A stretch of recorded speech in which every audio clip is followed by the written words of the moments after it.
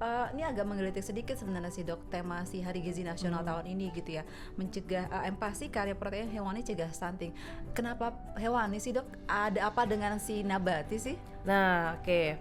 Ini pertanyaan yang saya tunggu nih sebetulnya ya.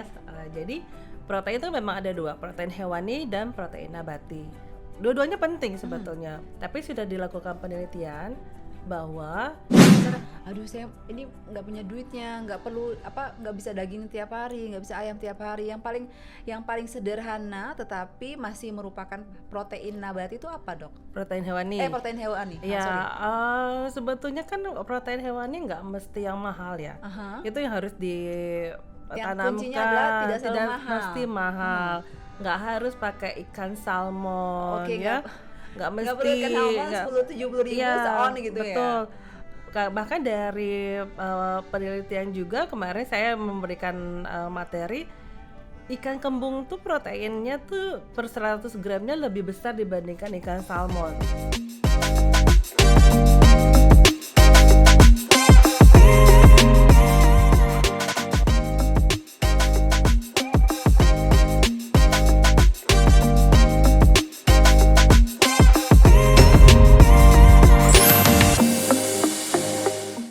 Saya Jakpus kembali lagi di J Podcast, podcastnya Jakarta Pusat. Bersama saya Ika Melani Untari. Hari ini kita akan ketemu dengan tamu spesial. Ini adalah teman saya dari RSUD Tarakan, yaitu Dr. Juliana Haryanja, spesialis anak. Selamat datang dok. Terima kasih. Di J Podcast, podcastnya Jakarta Pusat nih dok. Oke. Dokter biasanya ada di TV show mana gitu kan? Dari TV show ini baru berapa kali ya? Udah ketiga kali ini. Ketiga kali. Wah, ini kita kedatangan dokter, ini berarti dokter artis kali ini.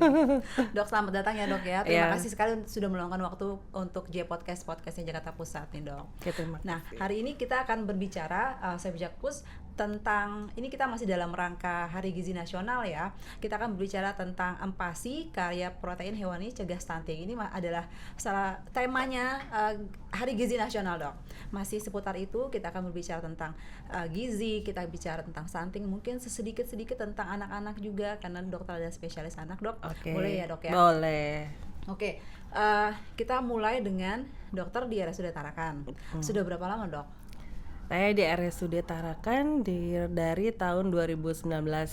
Februari ini genap 5 tahun di RSUD Tarakan. Februari ini. Saya cukai kalau gitu dok. Selamat ulang tahun. Selamat 5 tahunan ya. Selamat 5 tahunan. Balita berarti dok, pas ya ini ya. Udah lewat balitanya. Udah lewat. Di Tarakan saya nggak balita lagi berarti ya. Seru nggak sih dok jadi dokter anak? Seru ya. Tentunya beda sama dokter-dokter lainnya yang sebagian besar nanganin dewasa. Lebih banyak happy-nya sih ya. Happy itu kalau tiap datang ke poli nanti yang salim udah ngantri gitu ya. Semua pakai salim gitu, disambut, terus disapa gitu. Nah, kalau orang dewasa kan kadang-kadang nggak salim ya sama dokternya. Udah bete duluan kan, udah sakit duluan mereka. Betul. Kalau anak-anak kan mau gimana sakitnya, kalau mereka masih jalan, masih aktif, datang dokternya salim gitu kan, minta stiker. Terus serunya kata orang-orang tuh kalau punya anak kecil gitu ya dok ya, ini anaknya sakit, baru sampai ruangannya udah sembuh dok. Ya, betul gitu ya. Betul. Keluhannya apa? Batuk pilek. Nah tadi anaknya nggak batuk, ya tadi di rumah batuk-batuk terus. Itu udah banyak banget. Berarti itu kangen sama dokter ya? Mungkin ya. Dokter adalah obat. Kejadian ya dok ya? Benar. Beberapa pasien seperti itu. Nih dok, kalau kita ngomongin tentang anak-anak gitu ya, tadi kita juga ngomongin tentang empasi yang tadi hewan protein itu gitu ya. Dokter tuh dari sekian banyaknya pasien-pasien dokter gitu ya, mungkin dokter juga baca-baca di Jakarta, khususnya Jakarta Pusat, gimana sih dok tuh keadaannya anak-anak ya, gizinya tuh seperti apa dok anak-anak di Jakarta itu? Anak-anak di Jakarta, oke. Kalau secara general di Jakarta saya juga harus melihat statistik angka ya. Betul. Tapi kalau kita lihat di tempat saya bekerja di RSUD Tarakan, di mana kami kan merupakan RSUD tipe A satu-satunya di DKI, tentunya merupakan satu pusat rujukan gitu ya. Jadi pasien-pasien yang banyak kami tangani nggak cuma pasien datang sendiri, tapi juga pasien rujukan. Terkadang dirujuk dengan kondisi tadi stunting tadi, ada beberapa rujukan untuk penanganan stunting yang tidak dapat diatasi di fasilitas kesehatan primer di puskesmas dan di RSUD di bawah. Tapi ada juga terkadang misalnya dirujuk, misalnya mau hanya untuk HEEG gitu ya, atau screening TB gitu. Ternyata didapatkan dari kan kita selalu menilai status gizi. Oh ternyata anak ini stunting. Jadi ada yang terdeteksi pada saat datang ke rawat jalan atau datang ke IGD, dia batuk pilek, dia diare, lalu dinilai status gizinya, oh ternyata dia stunting. Jadi memang angkanya sih cukup Masih banyak ada ya, lah ya, Dok, masih berarti. ada Karena ya. sebenarnya stunting itu tuh bukan hanya stunting sendiri, tetapi kebanyakan juga ada penyakit penyertanya ya, Dok ya. Penyakit penyertanya ya beberapa sih memang ada penyakit penyerta. Beberapa juga ada yang memang murni stunting. Jadi stunting ini kan kita bahas definisinya Betul. dulu ya. Jadi garis besarnya kan adalah perawakan pendek. Perawakan pendek. Garis besarnya short stature gitu. Jadi perawakan pendek ini nanti dibagi lagi, ada yang stunted, ada yang stunting. Stunted misalnya dia perawakan pendeknya karena hormonal, karena memang familial gitu ya, sesuatu yang bukan Genetik gitu disebabkan ya. ya betul. Sesuatu yang disebabkan bukan karena kelainan gizi. Ada lagi stunting. Stunting ini memang dia perawakan pendek yang disebabkan karena kekurangan gizi yang kronis Oh, gitu. oke. Jadi kalau kekurangan gizi yang sifatnya kronis itu biasanya akan mengganggu ke tinggi badan. Kalau sifatnya masih akut gitu ya, hitungannya hari atau minggu gitu, biasanya yang terganggu hanya berat badan aja. Itu memang makanya stunting ini di-highlight karena merupakan salah satu sign adanya kekurangan gizi Betul. yang jangka panjang. Dan ini memang program nasional ya, Dok ya, bukan Program hanya di DKI nasional. Jakarta saja. Betul. Walaupun di Jakarta masih ada, walaupun demikian Jakarta Pusat itu adalah statistik stunting itu paling kecil di betul, antara paling kecil. Jakarta yang lainnya Betul. gitu loh. Kita harus applause dulu nih, Harus Dok, plus ya untuk Jakarta ya, Pusat, betul, setuju. Betul. Nah, Dok, kalau misalkan dilihat dari situ tadi anaknya, Dok ya. Kalau dibalik lagi nih kita ngomongin orang tuanya. Secara general yang dokter lihat gitu ya, sehari-hari dokter ketemu sama orang tua, bagaimana sih kesadaran pentingnya gizi anak itu dari mereka tuh seperti apa gitu, Dok? Kelihatannya jadinya kalau gitu, Dok. Oke. Kalau kesadaran akan pentingnya gizi sih sudah mulai bagus ya, baik. Bahwa anak saya ini untuk tumbuh dan berkembang optimal maka harus mendapatkan asupan gizi yang baik. Tapi terkadang adanya kesadaran belum tentu mereka paham, tahu bagaimana cara pemberiannya. Atau bisa memenuhi mungkin ya, Dok ya. Atau apakah tersedia dana yang cukup untuk memenuhi kebutuhan mereka supaya gizinya bagus. Betul. Gitu. Kalau kesadaran sih ada. Kesadaran ada ya. Orang tua pasti maunya yang terbaik kan ya, Dok ya, buat anak-anaknya. Oke. Nah, ini agak menggelitik sedikit sebenarnya sih, Dok, tema si Hari Gizi Nasional tahun ini gitu ya. Mencegah empasi karya protein hewani cegah stunting. Kenapa hewani sih, Dok? Ada apa dengan si nabati sih? Nah, oke. Ini pertanyaan yang saya tunggu nih sebetulnya ya. Jadi protein itu memang ada dua, protein hewani dan protein nabati. Jadi sudah dilakukan penelitian nih. Dua-duanya penting sebetulnya, nggak cuma hewani aja. Protein nabati yang kita dapatkan dari tumbuh-tumbuhan pun penting.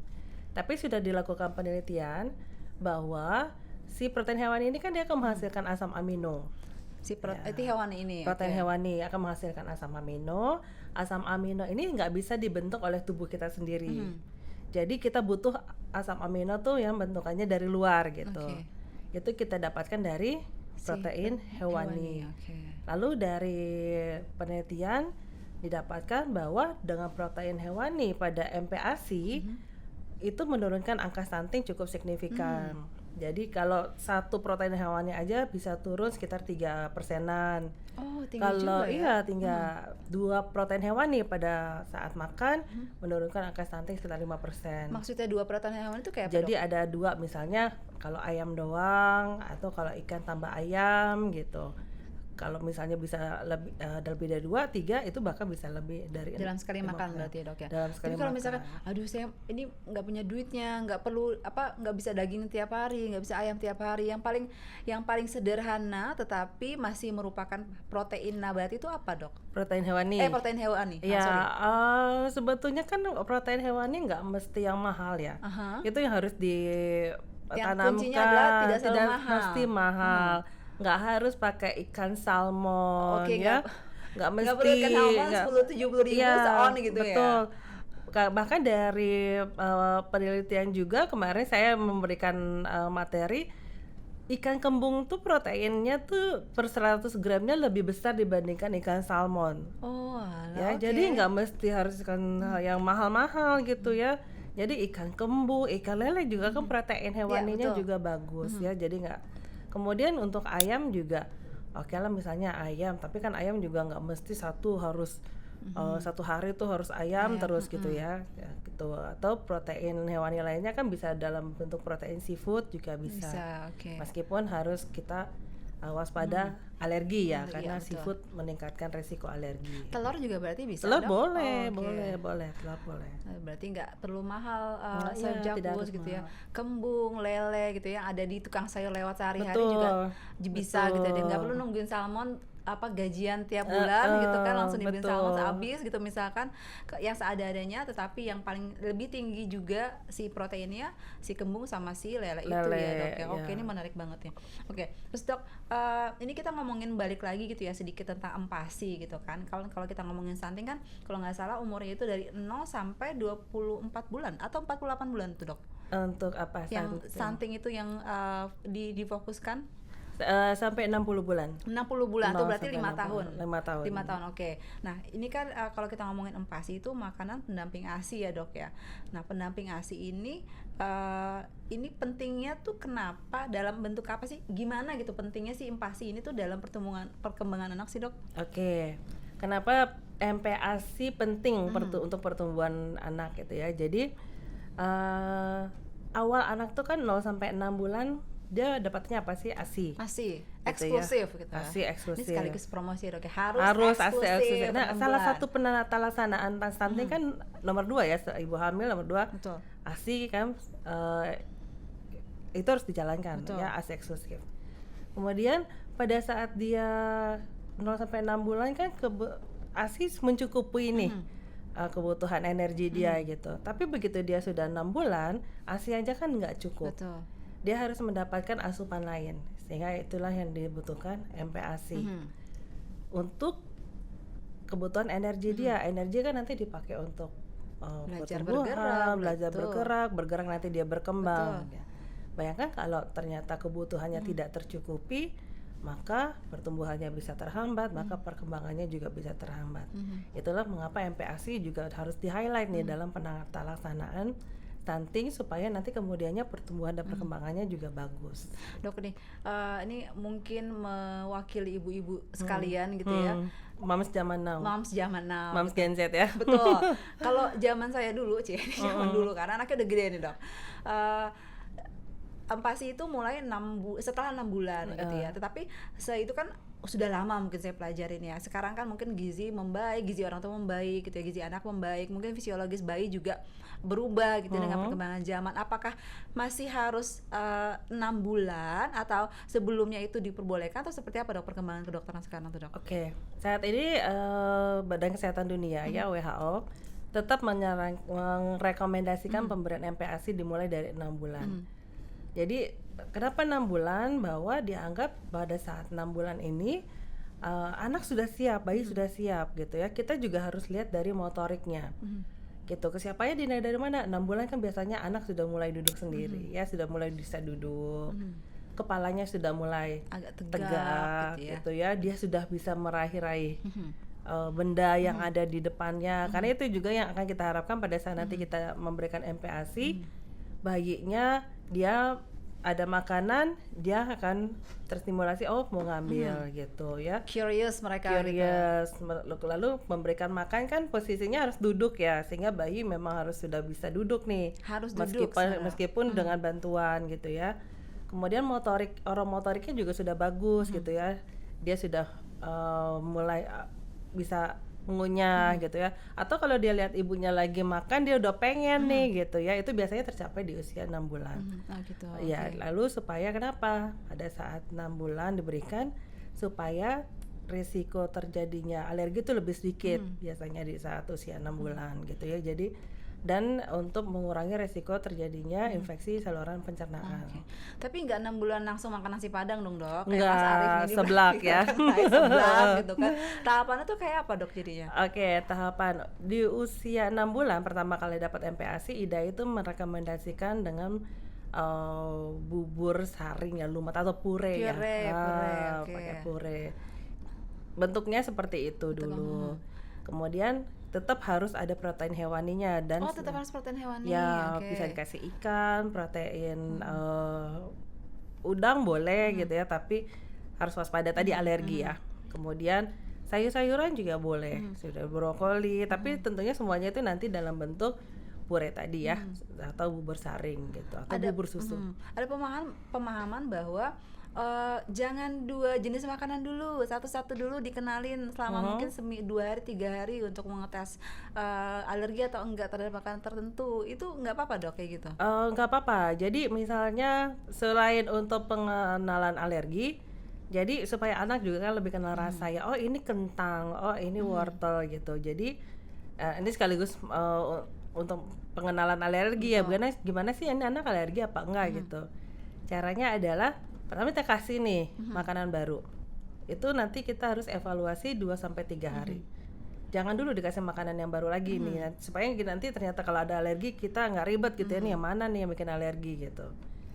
Kalau satu makanan ini aman, kita coba lagi, kasih lagi yang baru. Yang sebelumnya karena aman boleh dikasih gitu ya, jadi udah mulai combine gitu caranya untuk mengenai alergi. Kalau misalnya untuk protein mungkin bisa lebih lama sekitar 3-5 hari. Oke. Gitu. Jadi kalau udah dibikinin anak yang nggak suka ya itulah ibunya ya dok ya. Atau Ibunya yang bapaknya. Biasanya sih gitu dok, Nyisa makanya ya. nggak kecil-kecil badannya kalau punya anak baru. Betul. Kalau misalkan tadi kita ngomongin soal si PASI, anaknya harus duduk gitu ya dok ya. Nah kalau misalkan kita belajar juga nih dok tentang yang namanya BLW, baby led weaning ya dok ya. Baby led weaning ya. Baby led weaning gitu. Yaitu anaknya dibiarin makan sendiri gitu ya dok ya.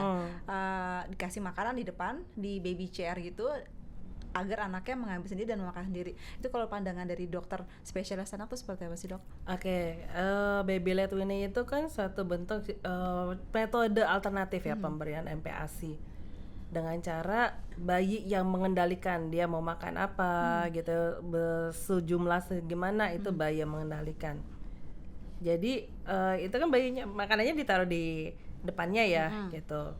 Kalau bayi yang mengendalikan kan artinya adalah dia akan mulai dengan menggunakan tangannya nih untuk makan.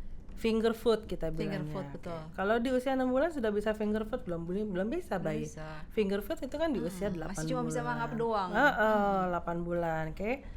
Itu satu. Kenapa? Nanti kalau dia ngambil lalu dia makan motoriknya belum bagus, akhirnya resiko tersedak lebih tinggi.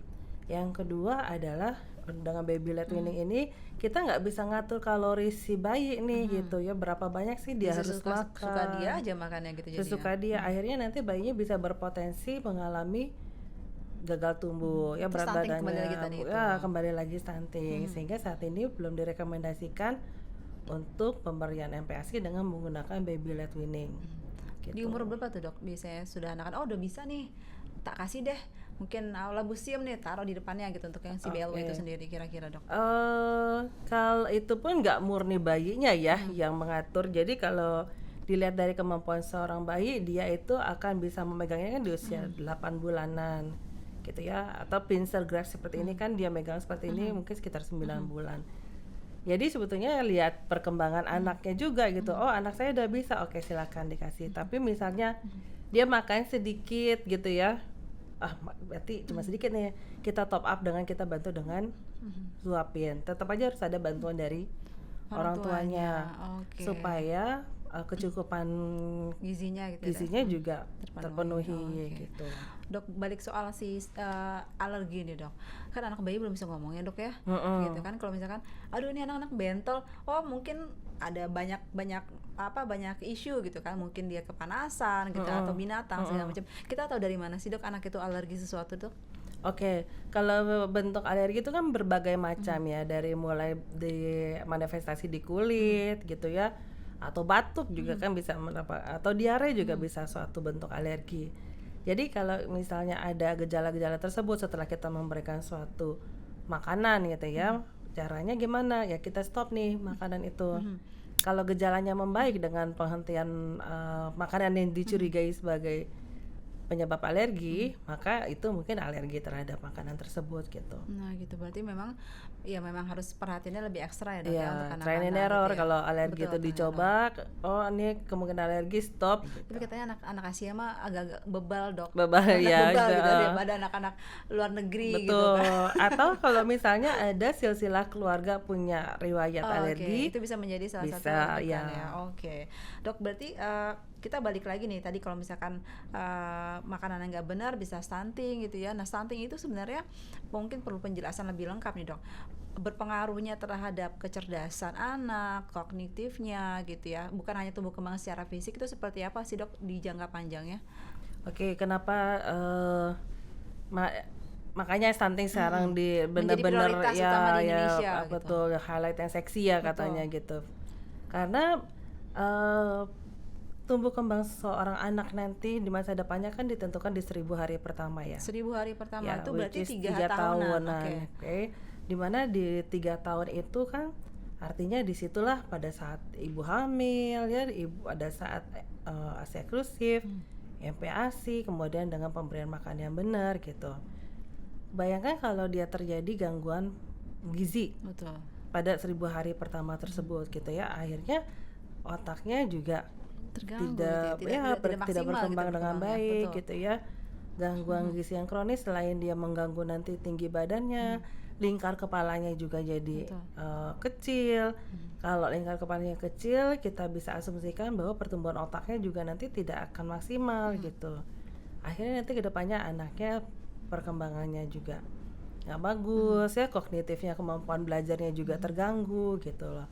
Itulah sebabnya kenapa sih stunting ya, stunting itu karena diidentikan dengan gangguan gizi yang kronis, itu benar-benar kita lagi pengen cegah nih sekarang gitu ya, selain tanggulangi tapi yang penting adalah pencegahannya gitu. Oke. Kalau kita pemerintah itu kan sudah punya berbagai macam program ya dok ya untuk Betul. pencegahan stunting. Jadi kalau misalkan makanan tambahan PMT kalau kita menyebutnya itu hanya itu di belakang gitu. Kalau misalkan anaknya sudah lahir dan sudah oh ini kira-kira anak stunting dikasih menu tambahan oleh pemerintah gitu ya, disubsidi juga seperti itu. Nah tapi sebelumnya kan kita banyak PR-nya nih dok ya. Betul. Pada saat sebelum menikah bahkan harus pengecekan kesehatan calon istri, calon suami gitu ya, caten gitu ya.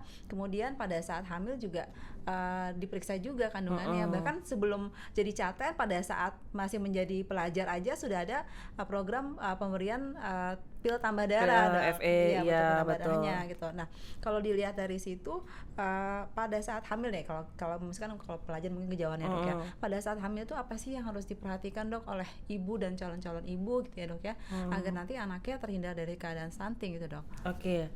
Jadi dari saat seorang ibu mengetahui bahwa dirinya sedang hamil, sebaiknya segera memeriksakan kandungan sesegera mungkin ke dokter kandungan atau ke bidan ya, atau ke puskesmas gitu ya. Puskesmas di setiap kecamatan ada, kelurahan Betul. ada gitu ya dok. Kenapa? Karena pada saat nanti ibu memeriksakan kandungan, ibunya di situ akan ditimbang.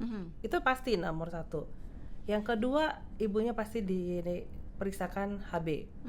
Yang ketiga, diperiksakan tanda vitalnya, tekanan darah, segala macam.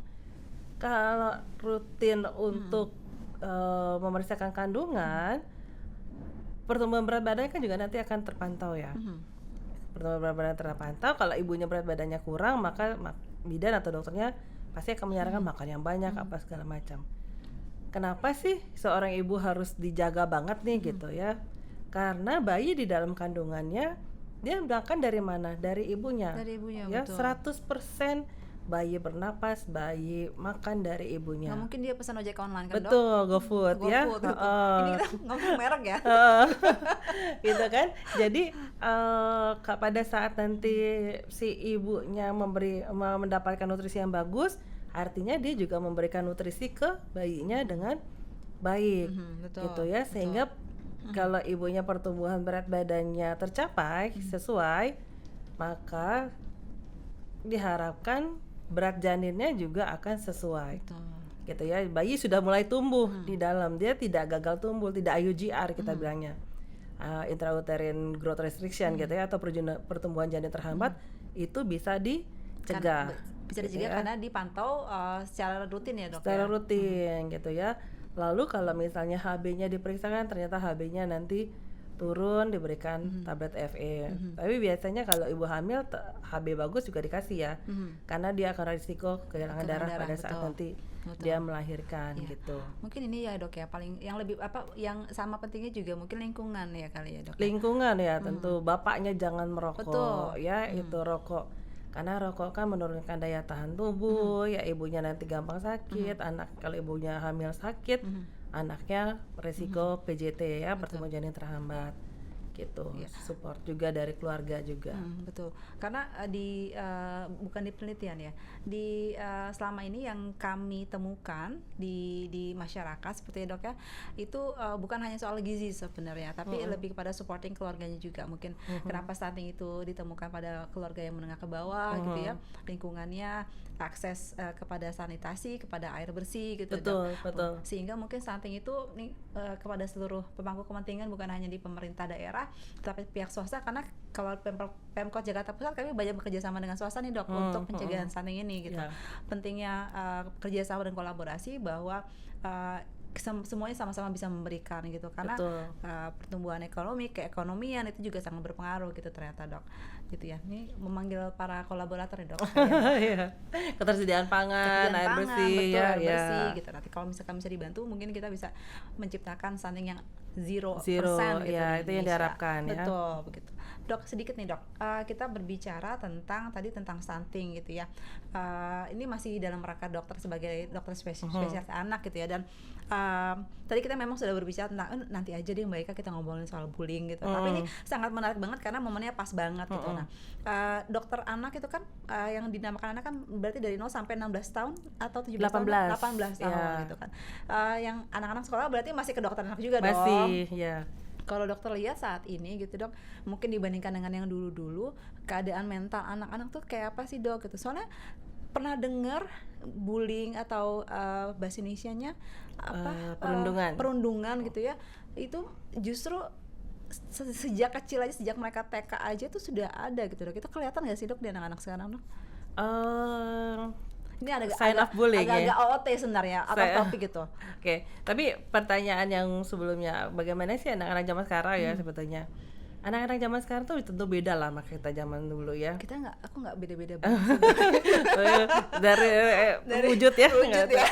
Cuma anak zaman sekarang itu kan satu mereka lebih kritis ya. Oke, lebih kritis. Itu pasti ya bagus gitu sebetulnya ya, berani speak up gitu. Kemudian udah berani menyatakan state of mind ya, maksudnya aku mau ini gitu. Itu anak zaman sekarang tuh ya, anak zaman sekarang. Ya kalau bullying ini sebetulnya ya mungkin zaman dulu ada ya. Dulu pun mungkin ada gitu. Cuma bentukannya ya mungkin sekarang mungkin lebih menjurus ke itu pun banyak ya enggak. Yang seharusnya itu sudah harusnya lebih reduce ya, dengan berani kritis, berani speak up gitu. Mungkin karena terekspos dengan banyak ya, kita kan udah digitalisasi ya dok ya, mungkin dulu mungkin banyak tapi nggak kelihatan gitu. Iya, atau nggak berani adu gitu ya. Oke, tapi anak-anak zaman sekarang karena beda itu, seharusnya justru si bullying ini lebih sedikit adanya gitu seharusnya ya. Jadi yang harus kita cadangkan sekarang adalah untuk berani bahwa mengatakan bahwa saya dibully misalnya, saya jadi korban pembulian, dan harus ada wadah yang memang menampung nih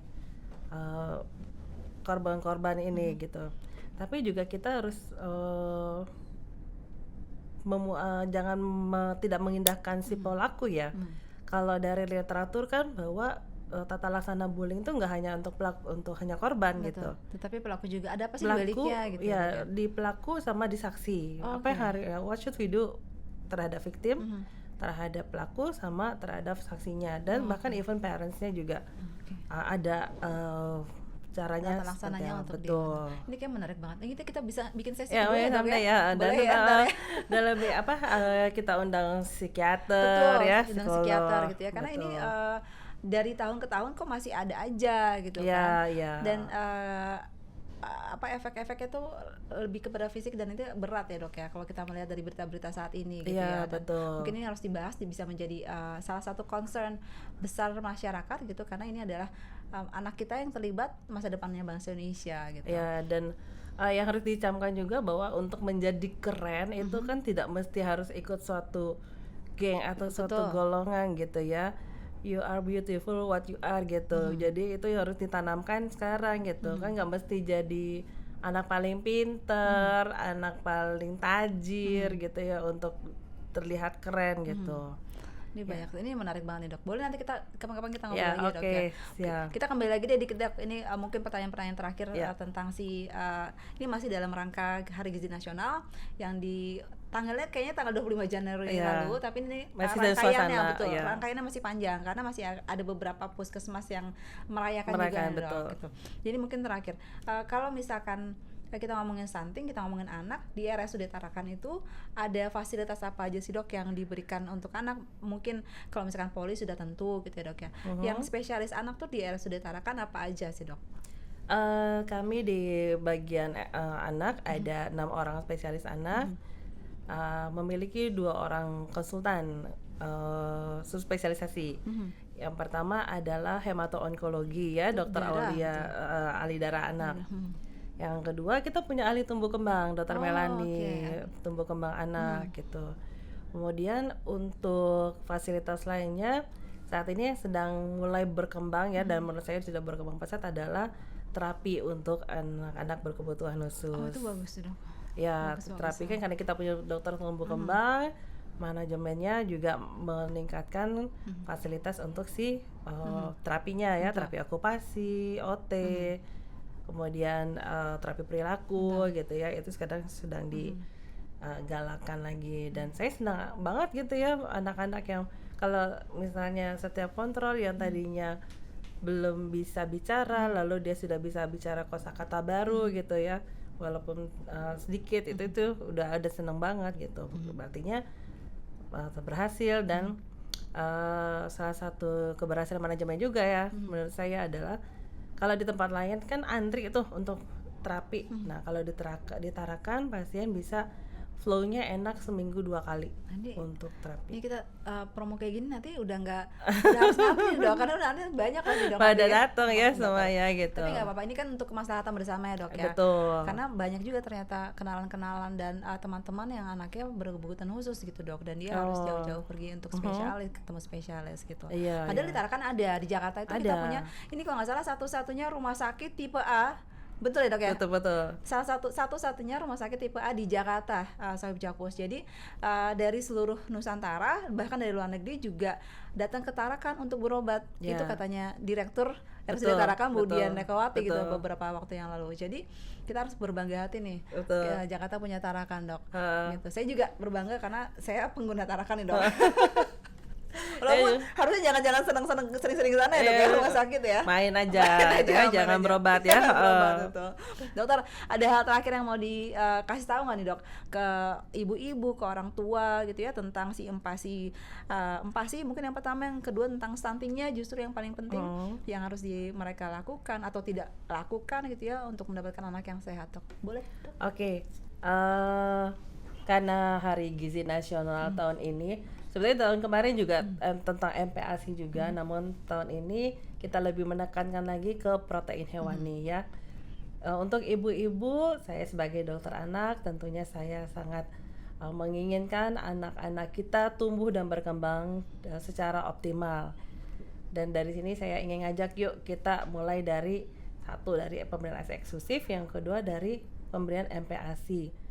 Yang paling tepat pemberian MPASI adalah satu, harus tepat waktu, kemudian pemberiannya benar, lalu jangan lupa pada setiap pemberian MPASI harus ada protein hewani. Ya, semakin banyak protein hewaninya akan semakin baik. Dan bila ibu merasakan tumbuh kembang anaknya mulai terganggu, jangan ditunggu lama, segera diperiksakan ke dokter spesialis anak. Karena ingat anak itu ada fase goldennya yang tadi 3 tahun pertama, 1000 hari pertama ya. Oke, siap. Sohib Jakpus, demikianlah bincang kita di J Podcast pada hari ini dengan Dr. Juliana Haryanja, spesialis anak dari RSUD Tarakan. Dokter, terima kasih sekali sudah datang. Sama-sama. Kami senang sekali, banyak banget ilmunya, karena tim saya ini banyak bapak-bapak dan insya Allah ibu-ibu baru gitu ya. Mudah-mudahan ini sangat berguna apalagi untuk masyarakat. Kita harus ketemu lagi Dok untuk ngobrolin hal-hal yang berikutnya Dok. Siap. Gitu ya Dok ya. Saya Jakpus, terima kasih sekali lagi sudah hadir bersama kita. Jangan lupa untuk di subscribe, di like, komen kalau misalkan ada yang mau ditanyakan. Nanti kalau misalkan ada yang tindak lanjuti yang harus ditanyakan ke Dr. Juliana, boleh nanti kami akan teruskan ke beliau di Rumah Sakit RSUD Tarakan, Jakarta Pusat.